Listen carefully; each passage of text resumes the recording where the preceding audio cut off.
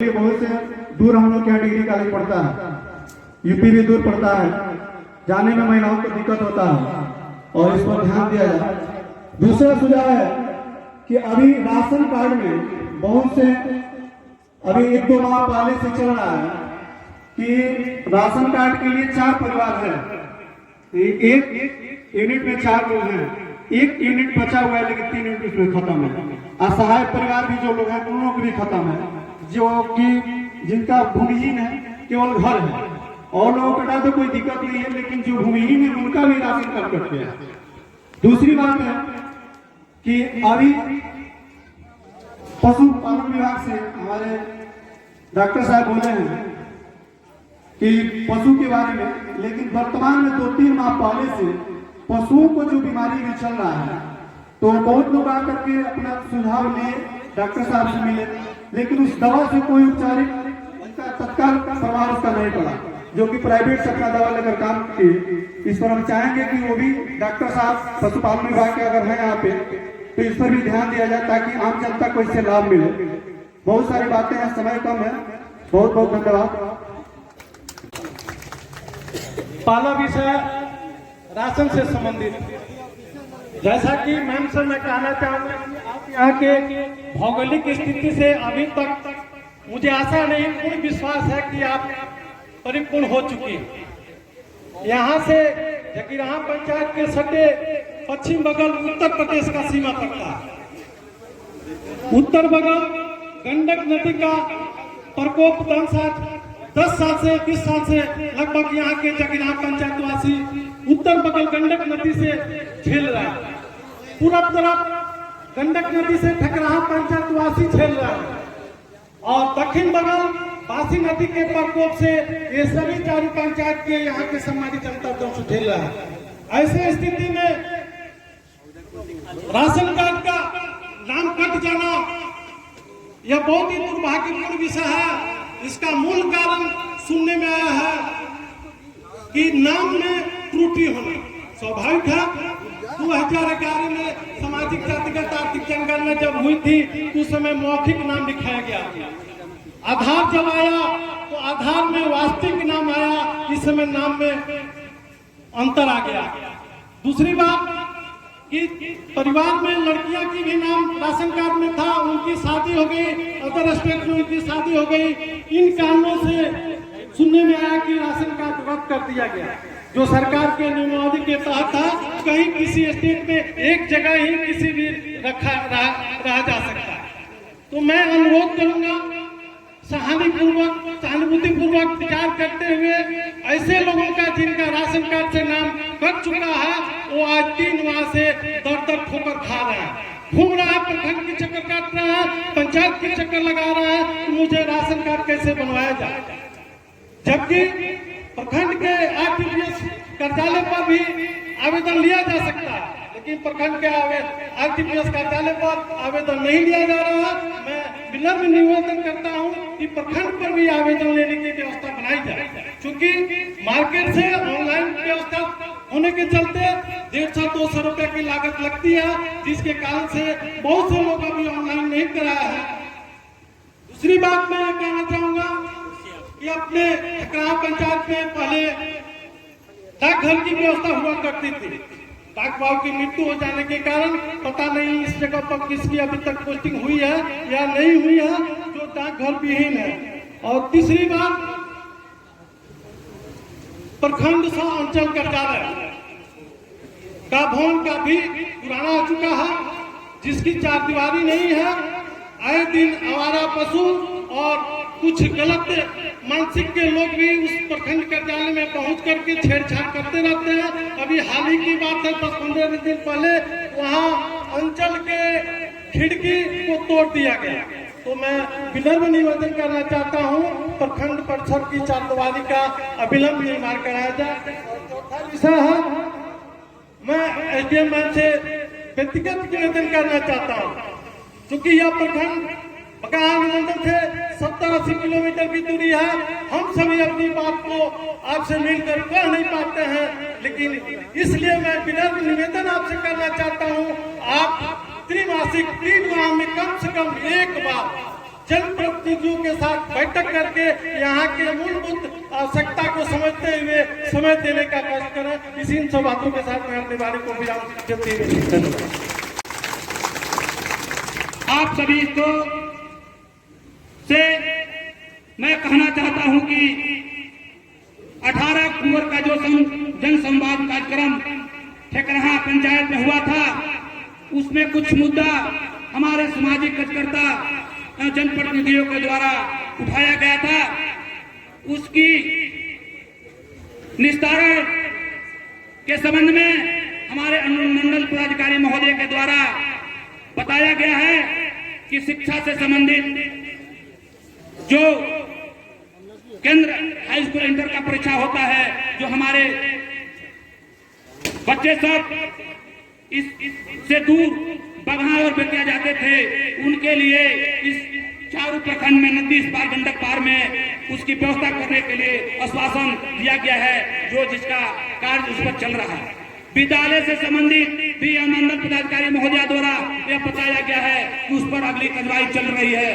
तो इसके लिए भी हम सभी को एक बार इतने खुले काम के लिए जोरदार तालियों से अनुमंडल पदाधिकारी महोदय को स्वागत करना चाहिए।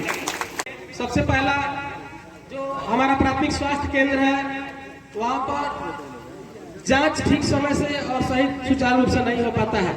हमारा सुझाव सुधारात्मक है कि बीपी, शुगर, थायराइड या अन्य प्रकार की जांच करवाने की तुरंत व्यवस्था करवाई जाए, जिससे यहाँ के लोगों को सौरही में इसके लिए पलायन न करना पड़े। यह बहुत छोटी बात है। प्रखंड स्तर पर अगर सामुदायिक स्वास्थ्य केंद्र में प्रयास किया जाए तो निश्चित ही बहुत जल्दी इसका पूरा किया जा सकता है। कभी कभी केमिकल का अभाव में बताते हैं, कभी कभी ट्यूब नहीं लोगों के पास रहता है। छोटी बात है, लेकिन यह जांच के लिए और इलाज के लिए बहुत ही आवश्यक चीज है। और दूसरा हमारा सुझाव है कि प्रखंड के जितने भी आंगनबाड़ी केंद्र हैं और जितने भी विद्यालय हैं, सभी विद्यालयों में और आंगनबाड़ी केंद्रों में चारदीवारी की व्यवस्था करवाई जाए।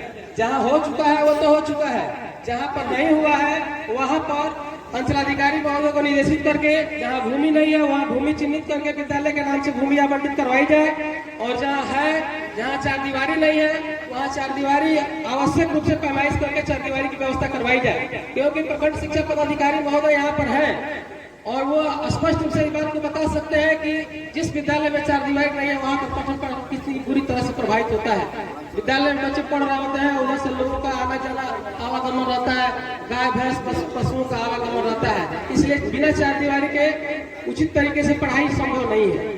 इसलिए इसकी व्यवस्था करवाई जाए। और प्रखंड विकास पदाधिकारी महोदय के द्वारा बहुत ही सराहनीय प्रयास किया गया कि लगभग कोरपेटी पंचायत में मैंने देखा कि जितने भी आंगनबाड़ी केंद्र है लगभग सबका जीर्णोद्धार किया जा चुका है। अच्छे से बाउंड्री और वहाँ पर टाइल्स वगैरह लगा करके, और चाहे जिस योजना से करवाया गया हो, मुझे वो योजना से मतलब नहीं है, लेकिन करवाया गया है। इसके लिए निश्चित ही प्रखंड विकास पदाधिकारी महोदय धन्यवाद के पात्र है। आप लोग ताली बजाकर उनका स्वागत करिए।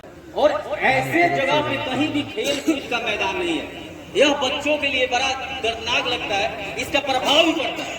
इसका प्रभाव ये होता है कि यहाँ के बच्चे उत्तर प्रदेश में पढ़ने के लिए जाते हैं, और जब उत्तर प्रदेश में पढ़ने के लिए जाते हैं तो तकलीफें बहुत ज्यादा होती है। और बच्चे जब डिग्री लेते हैं तो अपने बिहार में नौकरी भी नहीं पा पाते हैं। हम लोग पत्रकार, हम लोग लिखते हैं, 2 बच्चे ऐसे हैं जो बिहार सेना में निकाल चुके थे, जो बिहार बटालियन होता है, उनको बस इसी कारण से निकाल दिया गया कि उनका डिग्री केवल उत्तर प्रदेश से था। उनकी 10वीं की डिग्री उत्तर प्रदेश से था। उन्होंने सारा फिजिकल भी निकाल चुके थे। तो बड़ा दर्दनाक लगता है। एक खेल कूद मैदान की व्यवस्था अविलंब मुझे लगता है कि यहाँ पे होना चाहिए। और दूसरी चीज, इस प्रखंड क्षेत्र में लगभग उत्तर प्रदेश से डेली प्रतिदिन 10 से 15 ऐसी बसें कॉन्वेंट स्कूल की बसें आती हैं जो यहाँ से बच्चों को भर के ले जाती हैं। तो जो पेरेंट्स सक्षम है वो अपने बच्चों को भेज देते हैं वहाँ पे पढ़ने के लिए, और जिन बच्चों के पेरेंट्स सक्षम नहीं है उनके अंदर कॉम्प्लेक्सिटी यानी कि हीनात्मक भावना जागृत हो जाती है। तो जो भी प्राइवेट स्कूल के जो बस आते हैं उत्तर प्रदेश से, उनको रोक लगवाया जाए और यही बच्चों को पढ़ने के लिए मोटिवेट करवाया जाए। Thank you. Govind Tiwari. SDM ma'am एवं उपस्थित सभी अधिकारीगण को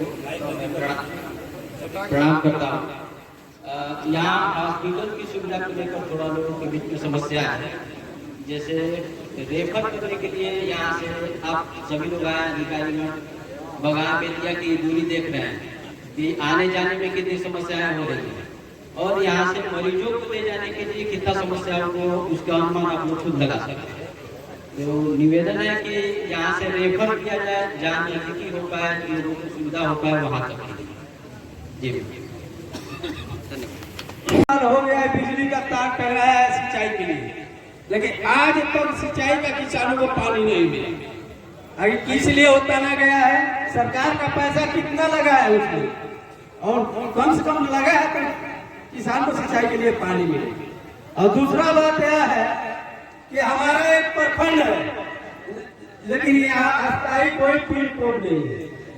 हमारा मधुबनी है, यहाँ कोई पट्टी नहीं है, टकराहा नहीं है, जो कि भाया नेचुआ जला हम लोग को कोई भी समस्या है तो बहुत उसमें समय लगता है। पत्र आने में यहाँ से जाता है मधुबनी, फिर मधुबनी से रिटर्न होता है तो फिर दोबारा घूमते घूमते तो भाया नेचुआ जलाल हो जाता है। तो यहाँ समझिए कि हमको इंतखाब का जरूरी हो, जैसे और कोई भी बच्चे पढ़ते हैं उसमें अस्थायी पता तो होना चाहिए, पिन कोड होना चाहिए ना, तो हमारा पिन मधुबनी जाए नहीं तो भाया नेचुआ जलालपुर जाए। और तीसरा सवाल है जो कि हमारे गांव में, जिस गांव में हम रहते हैं जिला परिषद, वहाँ सड़क है 40 से 45-60 कड़ी का सड़क है, लेकिन हमको 10 फीट का सड़क बनाने की वहाँ जगह नहीं है। और 2 महीना दिन हो गया उसको, नापी हाई कोर्ट से आया था सीओ साहब के पास, लेकिन आज तक उसका चिन्हित नहीं किया गया है। और हमारा मटेरियल 3 महीने से गिर करके वहाँ पड़ा हुआ है, लेकिन वो नहीं बना है। हमको 10 फीट बनाना है, वहाँ 40 कड़ी से लेकर 60 कड़ी तक सड़क है, लेकिन 10 फीट का हमको सड़क नहीं मिला। बस इस पर ध्यान दिया जाए, बस इसी पर पानी भरती। काफी सारे सुझाव आए हैं और मुझे बेहद खुशी है कि सारे सुझाव बहुत ही महत्वपूर्ण है और सकारात्मक दिए हैं लोगों ने। जैसा कि मैंने शुरू में भी बताया आपको, कुछ लोगों ने इस चीज को संज्ञान में भी लिया कि जो डीएम सर के जनसंवाद में सुझाव दिए गए थे उसमें जो इतने कम समय में हो सकता था सारी प्रक्रिया की जा रही है। लोकल स्तर की जो प्रॉब्लम है उसको भी सॉल्व करने की कोशिश की जा रही है और विभाग स्तर के नीतिगत जो निर्णय है उसके लेवल पे भी कोशिश की जा रही है। आज भी बहुत सारे सुझाव आए हैं, एक एक करके तो मैं नहीं बोल पाऊंगी, लेकिन डाकघर से संबंधित है या जो पिन कोड नहीं है, ये सब चीजें तो मुझे अभी पता चल रहा है। बहुत ही महत्वपूर्ण बातें उठाई हैं कुछ लोगों ने कि पिन कोड तो होना चाहिए, लेटर कैसे आएगा, कितनी इम्पोर्टेंट छोटी सी बात है लेकिन हमें जानकारी तक नहीं है इसकी। और भी बहुत सारी बातें बताई, जैसे कि चहार दीवारी से रिलेटेड, राशन कार्ड से रिलेटेड, डिग्री कॉलेज का भी दोबारा बताया लोगों ने, सड़क के अतिक्रमण, बिजली वगैरह वगैरह, पीएचसी में जांच, सब पर संज्ञान लिया गया है, सबका दस्तावेजीकरण किया जाएगा। आप लोगों को मैं धन्यवाद देना चाहूंगी कि आपके सारे लोगों के बहुत अच्छे सुझाव थे, सुधारात्मक थे। एक व्यक्ति को छोड़ के बाकी उन्होंने जैसे राजनीति चमकाने का जो काम किया है, बाकी आप लोगों को मैं आभार देना चाहूंगी कि आप लोगों ने हमारा सहयोग किया और अच्छे सुझाव दिए। बस कुछ लोगों का जो राजनीति चमकाने का अवसर जो यूज करते हैं जनसंवाद में, तो उनको मैं निर्देश भी देना चाहूंगी और चेतावनी देना चाहूंगी कि ये उनकी राजनीति चमकाने का पोर्टल नहीं था, तो इस चीज को वो अगली बार से ढंग से प्रयोग करें। धन्यवाद।